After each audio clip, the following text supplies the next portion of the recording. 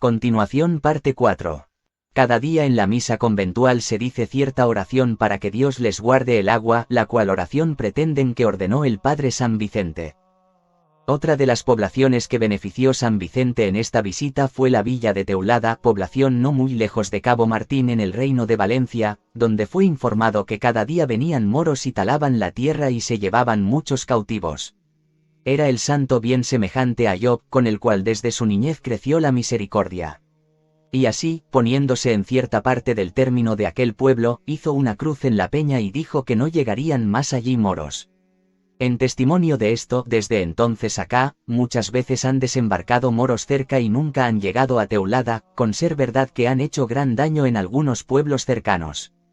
También dicen los de la misma tierra que después que San Vicente estuvo en ella, nunca más han padecido pestilencia, que no pocas veces les solía dar pena, y San Vicente les aseguró que no padecerían semejante calamidad.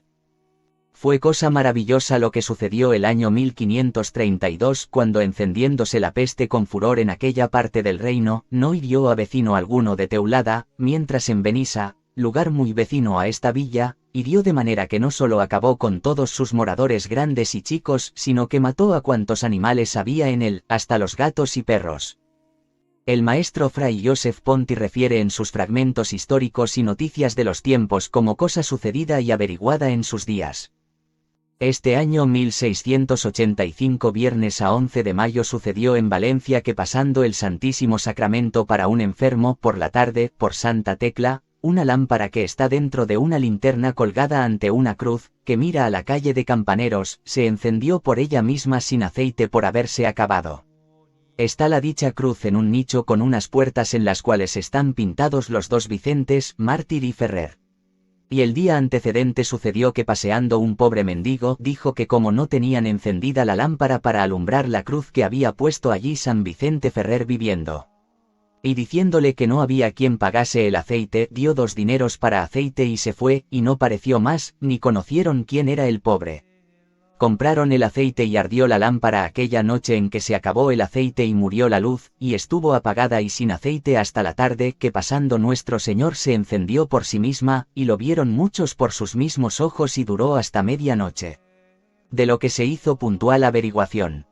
13. Curaciones. San Vicente Ferrer tuvo el don de curar. Dios le concedió este carisma para confirmar la veracidad de su doctrina. Veamos algunos ejemplos. Juan Masa nos dice: un día, estando San Vicente en su celda, llegaron dos, un eclesiástico y un seglar, llevando en brazos un paralítico, pidiendo la bendición de Fray Vicente. Como los servidores del convento les dijeron que vinieran después de comer, el mismo paralítico, no queriendo retroceder y gritando que se le diera la bendición, con sus manos como pudo, agarró una barra y quienes iban con él lo acercaron. Fray Vicente preguntó al paralítico qué quería y le respondió que llevaba 7 años postrado. Entonces Fray Vicente, invocando el nombre de Dios, diciendo Jesús, le dio al enfermo la bendición con gran devoción. En el nombre del Padre y del Hijo y del Espíritu Santo. Después con sus manos tocó al enfermo en distintas partes del cuerpo y recitando algunas oraciones lo bendijo. Recibida la bendición, llevaron al paralítico a una pensión hospitalaria. El enfermo se puso mal creyendo que iba a morir y lo dejaron con una vela encendida, pues los otros fueron a comer y beber algo. Entonces el paralítico se levantó por sus propios pies y se acercó a ellos y les dijo que ya estaba sano y les rogó que lo llevasen a Fray Vicente para darle las gracias. El testigo asegura que lo vio después muchas veces totalmente sano. El doctor en leyes Galardo Dausti nos dice que su padre sufría de una pleuresía y estaba en cama. Viéndolo en tal situación, este testigo lo vistió y se lo llevó a la habitación del arzobispado donde moraba Fray Vicente, al cual saludó con una palabra de cortesía, besó su mano y recibió de él la bendición, y su padre regresó a casa totalmente sano. Asegura Fray Guillermo Miguel: cierta señora tenía un sobrino enfermo de muerte con un dolor tan fuerte en todo el cuerpo que no podía dormir ni descansar y no quedaba hálito en él. Esta señora vino a visitarlo después de una predicación y le presentó al niño. Él, hecha la señal de la cruz, puso sus manos sobre la cabeza del niño e hizo una oración a Dios. Hecha la oración, quedó el niño totalmente sano. Había muchas mujeres que no podían tener descendencia, a quienes el maestro daba unas normas para bien vivir y orar. Les imponía, entre otras cosas, que cada mañana y cada tarde rezaran el credo, el Ave María, el Padre Nuestro, y que recitaran el Salmo Beati Omnes. Y que usaran de su matrimonio, dando cada cual su débito al otro. Con la bendición de Dios, muchos tuvieron después hijos, entre otros el señor duque de Bretaña, padre del duque que hoy domina, el cual, por las oraciones del maestro Vicente, tuvo un hijo al que el mismo maestro bautizó con licencia del Santo Padre, Martín V, y le impuso el nombre de Vicente de Bretaña. El padre Pedro, abad del monasterio de Fuentefría, declaró que, cuando fray Vicente predicaba en Barcelona, había peste en la ciudad. El santo indujo al pueblo a penitencia y disciplina e inmediatamente cesó la peste. Añadió que en una ocasión su padre llevó a su hermana Eleonor al padre Vicente porque padecía de un terrible morbo en el cuello y ningún remedio la había podido curar y que, tocada por fray Vicente y recitadas unas oraciones, hecha la señal de la cruz, se curó inmediatamente.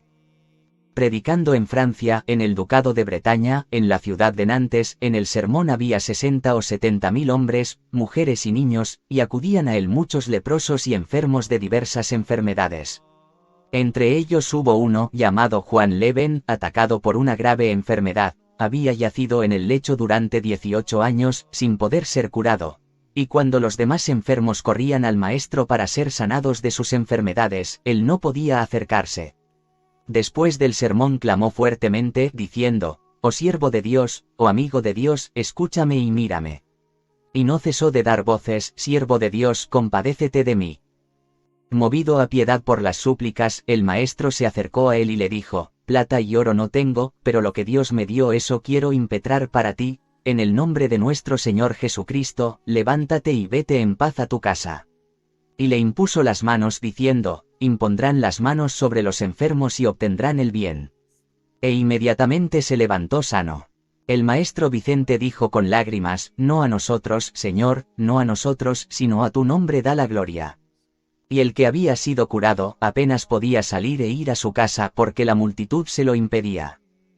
El padre Juan Soler manifestó haber escuchado a su madre carnal que, cuando siendo pequeño tomaba el pecho materno, y estando predicando el maestro Vicente en la villa llamada Caldas de Montbui, de la diócesis de Barcelona, su madre, muy devota, acudió al lugar donde predicaba el maestro, llevando al hijo que lloraba mucho, porque estaba herniado, lo que ocurre frecuentemente en la niñez, y lo presentó al maestro Vicente, mostrándole su enfermedad, suplicándole con lágrimas que se dignara proveer con sus oraciones el remedio de la salud para su hijo.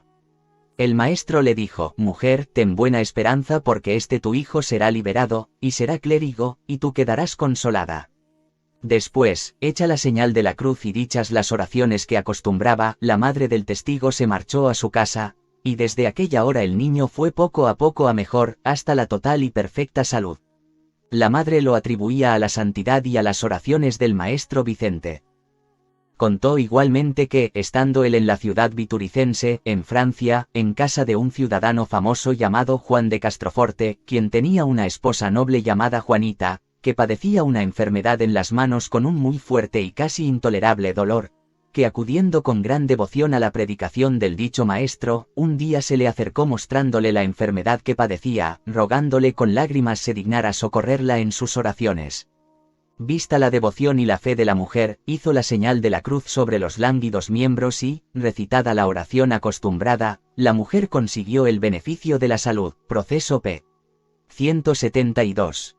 Guillermo Petri atestigua que, hacía 3 años había perdido la vista y, aunque sabía leer y razonar y hablar en latín, sin embargo, durante ese tiempo de 3 años estaba tan debilitado que no podía leer de ningún modo, ni conocer las letras. Es más, lo que es más grave, de ningún modo podía reconocer a quienes antes conocía, ni siquiera a su padre o a su madre, ni a nadie, de tal forma que supiera discernir perfectamente a las personas.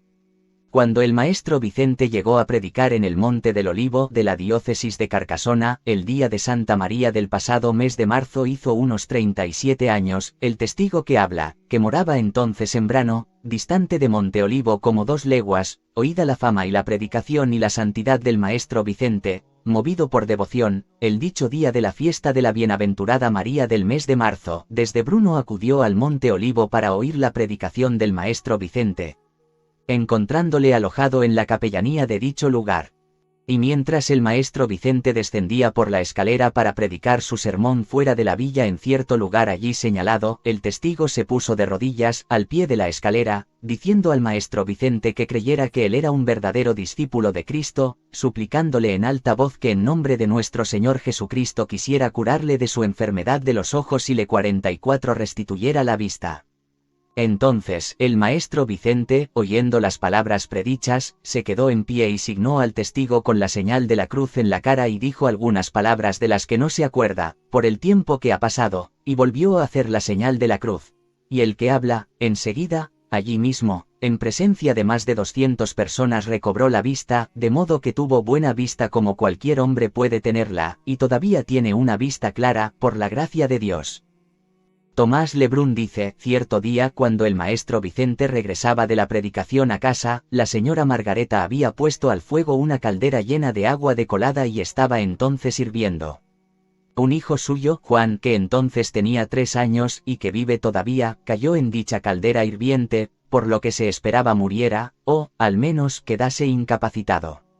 Y, habiendo aclamado al maestro Vicente y el maestro escuchase el clamor, fue conducido hasta allí y le dio la bendición. Con ella, se sintió mejor, y al cabo de 2 días estaba sano del todo. Lo cual fue tenido y acogido, en la ciudad, como un milagro. El mismo testigo cree que fue así, aunque entonces era joven. Otro día, le presentaron un sordo que lo estaba hacía 6 años sin aprovecharle remedios. Impúsole el santo las manos, hizo su deprecación y dándole su bendición lo dejó perfectamente sano. Poco después acudió a nuestro convento una noble señora, ciega, que venía de Tours para que el santo la curase.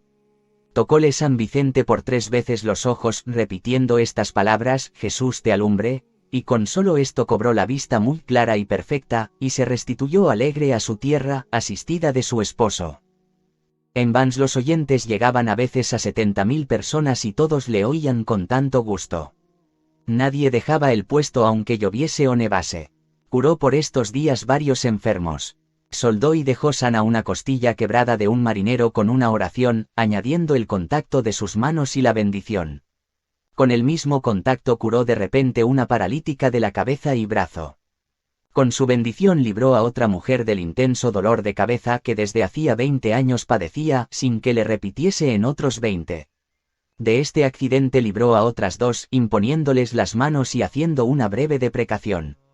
A una embarazada libró de un grande dolor de vientre y avisó que al pisar el umbral de su casa daría a luz como sucedió. De semejante pena libró a una dama de la duquesa. Y a la misma duquesa que solo tenía un hijo llamado Francisco y deseaba tener más, le alcanzó con la oración otro infante, que de su mano bautizó con autoridad del Papa y le llamó Vicente.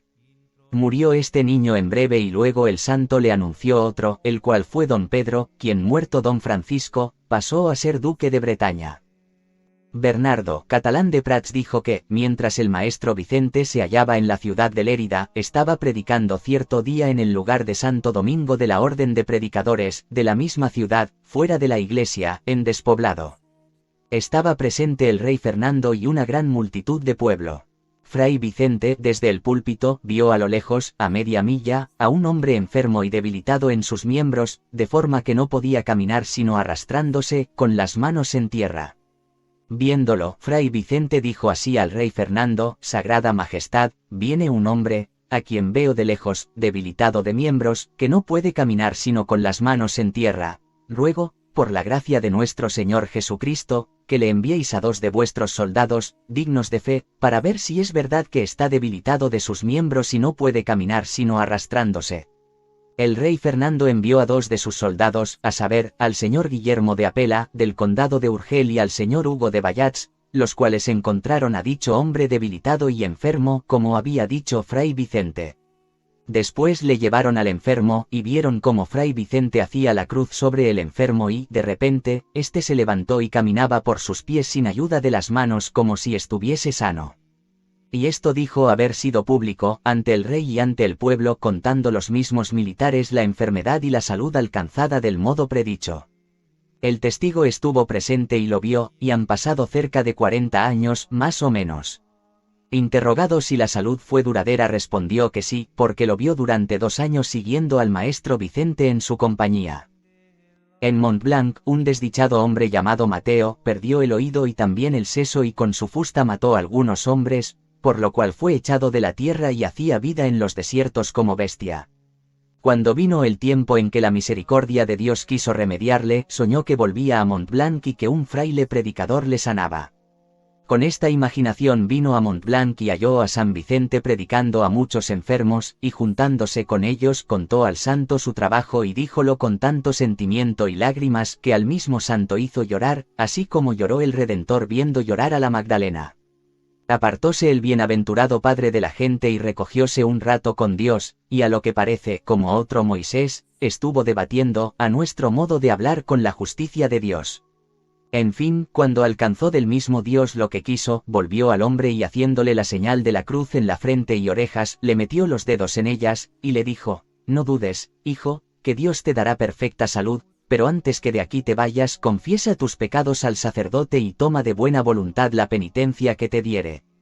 Porque te hago saber que tus pecados te trajeron a tan triste estado como has pasado, y aún la justicia de Dios no se acababa de satisfacer con eso, sino que te había de castigar con los eternos tormentos del infierno. No quiso el hombre confesarse con otro que con el mismo santo y él le cargó una penitencia de 8 meses, en los cuales siempre le siguió como penitente. En la misma villa de Montblanc, le trajeron un hombre lisiado y tullido, 15 años hacía que no se podía mover.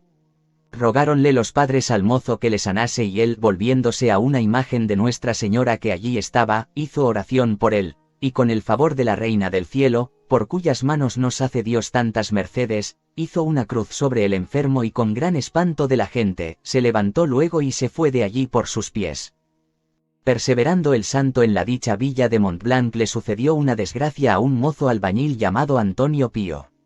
Trabajaba juntamente con su padre en la iglesia principal dedicada a Nuestra Señora y falseando un madero dio tal caída que se le quebraron los huesos y dijeron los médicos moriría luego. Recibió los sacramentos y quedó tan estropeado que no se pudo hacer llevar a donde el santo estaba. Rogóle pues por tercera persona que le viniese a visitar, lo cual el santo hizo de muy buena gana porque gustaba mucho de visitar enfermos. Cuando Antonio vio al santo dentro de su cámara, le crecieron las esperanzas y deseo de salud. El santo hizo una breve oración, lo santiguó y le dijo: mañana te hallarás con entera salud e irás a la iglesia. Y así fue. El 26 de agosto de 1413 estaba en Barcelona. Estuvo pocos días, pero uno de ellos, predicando en el convento de Santa Catalina Mártir, se le puso delante uno de los vecinos llamado Luis Cataldo al bajar del púlpito, pidiéndole que lo curase de un fuerte dolor de cabeza que le tenía atormentado desde hacía 2 años sin aprovecharle medicinas ni encontrar los médicos remedio a su salud. Le dijo el santo: hijo, ni soy médico ni Dios para curarte. Replicó el enfermo: es mucha mi devoción respecto de vos y espero conseguir la salud por vuestra mano. Se compadeció el santo y con solo aplicarle sus manos a la cabeza y decir ciertas oraciones, le dejó libre de aquel molesto dolor. En 1418 obró un prodigio con Guillem de Villiers, niño de 12 años, natural de San Gil. Este muchacho por causa de un tumor perdió el habla, sin poder comer ni beber y perdió también el sentido del tacto. Azotándole con varas hasta sacarle la sangre, no sentía dolor alguno, ni se quejaba o lloraba. Solo se le advertía que si por lo que le decían se enojaba, echaba sangre por las narices. Pero lo más raro de la constitución de este niño era que sin comer bocado en año y medio que padecía su extraña indisposición, se conservaba robusto, crecía y engordaba. Presentáronselo al varón de Dios cuando acababa de predicar y el santo pidió las oraciones de todo el concurso, encargando a la gente rogase por él. Oró también un rato y luego, habiéndole santiguado y bendecido, le dijo: ¿qué quieres, niño? Al eco de esta voz pronunció Jesús y añadió: Padre, una merced de Dios que en este instante se cumple. Esta fue cobrar el sentido, hablar con expedición y poder comer y beber, como lo hizo delante del concurso. Declaró entonces el santo como aquel muchacho, en el año y medio de su indisposición, había tenido en custodia suya un ángel bueno, que le había conservado y hecho engordar y crecer. El hermano del enfermo, Juan de Villiers, declaró en el proceso que San Vicente había asegurado que el niño tenía en su cuerpo un espíritu bueno que lo sostenía y no un espíritu maligno. La prueba estaba en que dormía, crecía y no padecía ningún dolor. 14. Su muerte. En 1419, viendo los discípulos al siervo de Dios tan desposeído de fuerzas, deseaban mucho que volviese a su amada patria Valencia, para que lograse su dichosa patria poseer el tesoro de su santo cuerpo. Rogábanle por esto que se animase y tomase cuanto antes el camino para España. El santo condescendió a tan repetidas súplicas, y para no motivar mayores llantos en el pueblo no quiso partir de Vannes de día y así emprendió el viaje al anochecer. Caminó con sus discípulos toda la noche y, al amanecer, cuando entendía haber hecho algunas leguas de camino, se halló a las mismas puertas de Vannes. En vista de este aviso y disposición del cielo, dijo a los suyos: hijos, no hay que hablar en materia de volver a Valencia, cuando Dios nuestro Señor con tan clara evidencia manifiesta ser voluntad suya que muera yo en esta tierra. Hospedóse en casa del señor Dreulin y luego que llegó a la posada, dijo a los ciudadanos y a los que le acompañaban: carísimos, es voluntad del Altísimo que vuelva a vosotros, no para predicar como hasta ahora, sino para poner clausula al extremo día de mi vida. Entro ya en la carrera última donde paramos todos los mortales para devolver a la tierra el polvo de que todos somos formados. Vosotros todos volveos a vuestras posadas, que el clementísimo y buen Señor que os ha traído, confío, os dará el debido premio por este honor que me habéis hecho. Estas y otras muchas semejantes palabras que les dijo, les hizo a todos derramar copiosas lágrimas. Dióles la bendición a todos y habiendo entre ellos acudido varios enfermos para alcanzar por su medio el beneficio de la salud, la lograron muchos con la bendición del siervo de Dios y, en particular, una noble señora muy trabajada de dolor de costado. Poco después le sobrevinieron al santo unas gravísimas calenturas con intensísimos dolores por todo el cuerpo, con lo cual hubo de hacer cama y esta fue la primera vez que la admitió. Súpolo la duquesa y acudió luego a asistirle en su enfermedad como enfermera, acompañada de la condesa de Perjoet, hermana del duque su esposo, y juntamente de la vizcondesa de Rohan y de la señora de Malestret. Hizo llamar la duquesa a sus mejores médicos, mas como San Vicente sabía que el Señor quería por medio de aquella enfermedad llevárselo al descanso eterno, agradeció el cuidado piedad de aquella señora, pero no quiso le recetasen medicina alguna los médicos, dejándose enteramente en manos del Creador. Tampoco quiso en el discurso de su enfermedad probar la carne ni aun gustar cosa alguna guisada con ella, aunque la duquesa y sus damas con la afición filial que le tenían, le engañaron algunas veces con algunos pistos de carne, dándole a entender que eran de cierto género de pescado muy sustancioso. Tampoco quiso vestir camisa, sino túnica de lana, aunque pudieron conseguir aquellas piadosas hijas espirituales que se quitase el asperísimo cilicio de cerdas que toda su vida llevó como jubón. Agravándose cada día más la enfermedad, le fueron a visitar el obispo don Mauricio y los cónsules de la ciudad y toda la nobleza de Vannes, afligidísimos de que los dejase su buen padre. Llegó el día 3 de abril, lunes de pasión, y llamando San Vicente un confesor de su hábito, se confesó y pidió que le aplicase la indulgencia plenaria, que para el artículo de la muerte le había concedido Martín V, y lo mismo hizo después el vicario de la catedral que se llamaba Juan Coller. Recibió poco después el viático con aquella piedad y ternura que de su espíritu abrasado en divinos amores se deja entender, y luego se siguió la santa unción, ministrándole uno y otro sacramento de la iglesia catedral el sobredicho vicario. Preguntóle su discípulo fray Ivo de Milloren dónde quería ser enterrado, a lo que respondió lo mismo que al magistrado de Vannes, que le preguntó también para evitar pleitos: yo, digo, soy de mi profesión un pobre religioso y siervo de Jesucristo, y así no pienso en el modo de mi entierro, sino en el depósito de mi alma.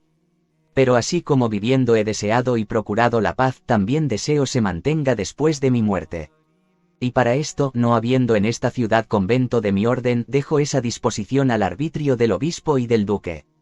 Pero si puede ser, hágase conforme gustare el prior del convento más cercano 49 de mi orden. El día siguiente, martes de pasión, habiendo encomendado antes que al entrar en la agonía le leyesen la pasión de Jesús según los 4 evangelistas, entró nuestro santo en aquel paso tremendo, muy regalada su alma con la devotísima y frecuentísima repetida invocación de los dulcísimos nombres de Jesús y de María. Faltóle del todo el habla, pero se traslucían en su venerable rostro ciertos indicios de los abrasados incendios de amor en que santamente ardía aquel su apostólico corazón con estos o semejantes afectos a Cristo crucificado. Un clérigo de su compañía, puesto a la cabecera, le recitó la pasión del Salvador según el texto de los 4 evangelistas como el santo tenía encargado. Pasó de aquí a rezar a los oídos del santo no solo los 7 salmos penitenciales que el gran Agustín en aquella misma hora quiso tener presentes, sino todo el salterio de David, y luego todos los asistentes, arrasados en lágrimas, las letanías mayores. Durante este piadoso oficio se trasmudó el rostro de San Vicente bañándose de una peregrina alegría y alborozo celestial. Juntó, como para orar, las manos y elevándolas juntamente con los ojos al cielo, al concluirse las letanías, entregó su purísimo espíritu en manos de su Creador el miércoles 5 de abril, entre las 3 y 4 de la tarde, corriendo el año del Señor, según el estilo de la Iglesia romana de 1419 y del santo en edad de 69 años, 2 meses y 13 días. 15. Maravillas después de su muerte. Luego que expiró el santo, manifestó y celebró el cielo con un prodigio su feliz tránsito a la gloria, y fue que, de repente y por sí misma, se abrió la ventana de su cuarto y en crecido número entraron por ella unas cándidas y hermosas aves como mariposas, exhalando tan suaves y fragantes olores que cuantos se hallaban en la pieza juzgaron ser espíritus angélicos que, apareciendo en forma de aquellas avecillas misteriosas, celebraban la entrada de nuestro santo en las amenas estancias del celestial paraíso. Después de su muerte, pasó la duquesa de Bretaña, hecha un mar de lágrimas, a ejecutar en su venerable cadáver los piadosos oficios que entonces se estilaban, lavándole y amortajándole con tiernos sollozos y filiales afectos. Quitóle la capa y túnica, poniéndole las de su confesor, religioso también de la orden, guardando como preciosas reliquias las del santo. El agua con que lavó el virginal cuerpo quedó exhalando suavísimos olores y sirvió de milagroso remedio para varios enfermos que bebiendo de ella cobraron la salud. Conservóla a este fin mucho tiempo sin que se corrompiese o avivase en gusanos. Aquella misma tarde en que murió el santo dispuso el obispo las exequias y solemne procesión del entierro. Asistió a ellas el obispo de Vannes y en compañía de Roberto, obispo de San Malo, llevó hasta la catedral el cuerpo del santo, bien escoltado de soldados. Colocóse en medio del coro con la cara descubierta y dióse lugar a la gente para besarle las manos y tocar rosarios y medallas al sagrado cuerpo. Hecho esto, el obispo, cerrando el santo cadáver en la sacristía donde estuvo 3 días sin desfigurarse, ni despedir mal olor, envió un expreso al duque don Juan consultándole qué hacer. Estaba a la sazón este príncipe en el lugar de Manuet y respondió conformándose en todo con el parecer del obispo, quien pasó luego a sacarle de la sacristía y con grande solemnidad, celebrando las exequias como el duque había ordenado, conformes a su dignidad y méritos del santo, habiendo concurrido casi todos los de Bretaña y entre ellos muchos de la nobleza y personas de distinción que el duque había convocado. Fue tanto el concurso y tropel de la gente que luego le hubo de enterrar dentro del coro, delante de la silla episcopal que mira hacia el altar mayor en una urna de piedra muy fuerte, donde desde luego empezó a obrar milagros. Aquella misma noche, acostándose sobre la lápida que cerraba el sepulcro un leproso, se halló al amanecer sano y limpio. A este modo se fueron siguiendo curaciones milagrosas en tanto número que, a tropas corrían al sepulcro y llevaban enfermos, para conseguir el beneficio de las maravillosas curaciones que se experimentaban. El mismo cantero que labró el sepulcro se curó de una llaga que tenía en la pierna. El colchón en que murió el santo quedó tan milagroso que acostándose en él, 3 heridos de una calentura pestilente, se levantaron luego sanos. El obispo Ranzano escribió que más de 400 hombres, acostándose en él por breve tiempo, quedaron sanos. Fray Pedro Gauteril refiere 2 milagros obrados por Dios en Toulouse por los méritos y preces de Maestro Vicente y que el testigo experimentó, no solo de oídas, sino también de vista. El primero tuvo lugar en la esposa del señor don Juan Ambrini, burgués tolosano, que estuvo muy enferma, acostada en el lecho durante largo tiempo, atacada especialmente por un intenso dolor de cabeza, por cuya razón no podía descansar ni de noche ni de día. Visitándola el testigo que habla, le dijo que tuviera devoción al maestro Vicente, pues esperaba que por sus méritos y sus preces encontraría el descanso. Y le prometió que al día siguiente le llevaría el birrete del santo que guardaban con todo respeto en el convento, en un cofre. Así lo hizo, y lo colocó debajo de la almohada en la que se reclinaba la enferma. Esa misma noche descansó y se levantó curada de aquella enfermedad. Y vive. La noticia la saben muchas personas de la ciudad. El segundo fue el milagro de un niño, hijo del señor juez. El pequeño estaba enfermo en casa del señor don Roberto Asayetti, mercader, que vivía en la misma casa de la abuela del niño, que era hermana de la mujer de dicho señor Roberto, y que fue esposa del señor Pedro de Gallo. Todos creían que el niño estaba muerto. Visitándolo el testigo que habla, refirió el milagro obrado en la señora del caso anterior, gracias a los méritos y ruegos del siervo de Dios por la imposición del birrete. Oído lo cual, las señoras, esto es, la abuela del pequeño y su hermana, cobraron gran devoción a San Vicente, rogando al testigo que les trajera el birrete. Así lo hizo, y puesto en el cabezal del lecho en el que el niño estaba acostado, enseguida encontró el remedio, convaleció y fue sanado. Y, gracias a Dios, aún vive.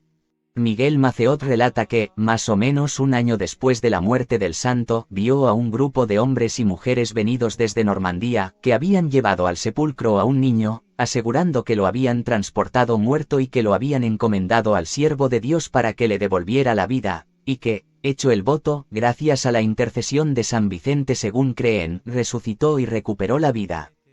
Para la exaltación de este milagro, el testigo vio y oyó cómo repicaban las campanas.